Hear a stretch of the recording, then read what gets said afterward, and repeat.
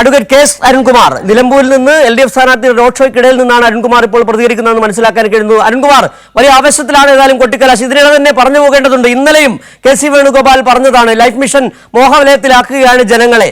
4.5 ലക്ഷം വീടുകൾ പൂർത്തിയാക്കി കഴിഞ്ഞു, 5.5 ലക്ഷം വീട് എന്ന ലക്ഷ്യത്തിലേക്ക് പോവുകയാണ്. KC വേണുഗോപാലിന് വിഷയദാരിദ്ര്യമുണ്ട്, കോൺഗ്രസിന് വിഷയദാരിദ്ര്യമുണ്ട്. എന്താണ് താങ്കൾക്ക് ഈ സാഹചര്യത്തിൽ വളരെ പെട്ടെന്ന് പറയാൻ കഴിയുന്നത്? തെരഞ്ഞെടുപ്പിന്റെ ഒരു ഘട്ടത്തിൽ പോലും തെരഞ്ഞെടുപ്പ് കൈകാര്യം ചെയ്യേണ്ട ഒരു രാഷ്ട്രീയ വിഷയങ്ങൾ ഉയർത്താൻ UDF തയ്യാറായില്ല. അവർ ആദ്യഘട്ടം മുതൽ വിവാദങ്ങൾക്ക് പിറകെയാണ് പോയത്. നമുക്കറിയാം, OLX CPMന്റെ സ്ഥാനാർത്ഥിയെ തെരഞ്ഞുപിടിച്ചു നടക്കുന്നതിനിടയിൽ അവരുടെ മുന്നണിയുടെ പ്രധാനപ്പെട്ട നേതാവ് തന്നെ BJPയുടെ സ്ഥാനാർത്ഥിയായിട്ട് വന്നു. അതിനുശേഷം ഓരോ ഘട്ടത്തിലും വിവാദങ്ങൾ ഉയർത്തി. PV അൻവറുമായി ബന്ധപ്പെട്ടുള്ള ചർച്ചയിൽ വാതിലുകൾ കൊട്ടിയടച്ചു പകല് പറഞ്ഞു, രാത്രി പോയി ചർച്ച നടത്തിയതും അവരുടെ തന്നെ MLA പ്രതിപക്ഷ നേതാവിനെ തള്ളിപ്പറയേണ്ടി വന്നതുമെല്ലാം നമ്മുടെ മുന്നിലുണ്ട്. അതിനുശേഷം UDFന്റെ തെരഞ്ഞെടുപ്പ് കൺവെൻഷനിലാണ് അദ്ദേഹം പെൻഷൻ 62 ലക്ഷം പേരാണ് കേരളത്തിൽ പെൻഷൻ വാങ്ങിക്കുന്നത്. കേരളത്തിലെ ജനസംഖ്യ 6 പേരെ എടുത്താൽ അതിലൊരാൾ പെൻഷൻ വാങ്ങിക്കുന്നവരാണ്. ആ ഒരു സാഹചര്യത്തിൽ പെൻഷൻ മനുഷ്യരുടെ അവകാശമാണ്. ആ അവകാശം കൃത്യമായി തന്നെ ഗവൺമെന്റ് കൊടുത്തുകൊണ്ടിരിക്കുന്നു.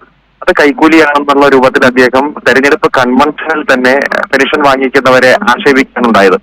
പിന്നീട് പത്രമാധ്യമങ്ങൾ നിരവധി ചോദിക്കുമ്പോഴും അദ്ദേഹം അതിൽ ഉറച്ചു വെക്കുകയും കൂടുതൽ തെറ്റായ ന്യായീകരണങ്ങൾ നടത്തി ഈ പെൻഷൻ വാങ്ങിക്കുന്നവരെ അപമാനിക്കുന്ന നിലപാട് തുടർന്നു.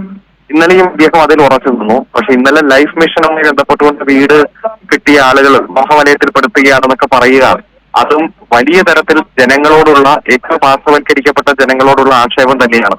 എല്ലാവർക്കും അടച്ചുറപ്പുള്ള വീട് കൊടുക്കുക, വീടിന്റെ ഉടമസ്ഥരാക്കി മാറ്റുക എന്നുള്ളത് LDF സർക്കാരിന്റെ ലക്ഷ്യമാണ്.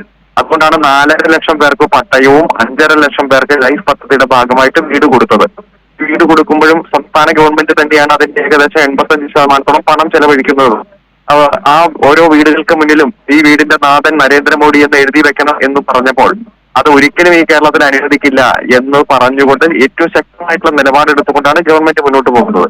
ഈ സാഹചര്യത്തിൽ ആദ്യം അങ്ങ് സൂചിപ്പിച്ചതുപോലെ വിഷയദാരിദ്ര്യത്തിന്റെ ഭാഗമായി ഏറ്റവും സാധാരണക്കാരെ ആക്ഷേപിക്കുകയും അധിക്ഷേപിക്കുകയും ചെയ്യുന്ന കോൺഗ്രസിന്റെ നിലപാട് തുടരുന്നതാണ് നാം കണ്ടുകൊണ്ടിരിക്കുന്നത്. കഴിഞ്ഞ തെരഞ്ഞെടുപ്പിന്റെ സമയത്ത് ഞങ്ങൾ അധികാരത്തിൽ വന്നാൽ ലൈഫ് മിഷൻ പിരിച്ചുവിടും, പൊതുവിദ്യാഭ്യാസത്തെ അവസാനിപ്പിക്കും, കേരള ബാങ്ക് പിരിച്ചുവിടും എന്നെല്ലാം തെരഞ്ഞെടുപ്പ് പൊതുയോഗങ്ങളിൽ സംസാരിച്ചപ്പോൾ ജനം തന്നെ തീരുമാനിച്ചു അവർ അധികാരത്തിൽ വരേണ്ട, പ്രതിപക്ഷമായിട്ട് ഇരിക്കട്ടെ എന്ന്. ഇപ്പോഴും ഈ നിലമ്പൂർ ഉപതെരഞ്ഞെടുപ്പിന്റെ ഭാഗമായി നടത്തുന്ന ഈ ആക്ഷേപങ്ങൾ കേൾക്കുമ്പോൾ ഒരു ആജീവനാന്ത പ്രതിപക്ഷമായി ഈ കേരളത്തിൽ കോൺഗ്രസ് മാറുന്ന ഒരു സാഹചര്യം നമ്മൾ കാണുകയാണ്. ഏതായാലും ഇത്തരത്തിൽ ഉള്ള ആക്ഷേപങ്ങൾക്ക് ജനങ്ങൾ മറുപടി കൊടുക്കും. അത് ബാലറ്റിലൂടെയായിരിക്കും. അവരുടെ മനസാക്ഷിയുടെ അംഗീകാരം UDFനെതിരെ ചെയ്തുകൊണ്ടായിരിക്കും പ്രതികരിക്കുക എന്നതിൽ യാതൊരു സംശയമില്ല.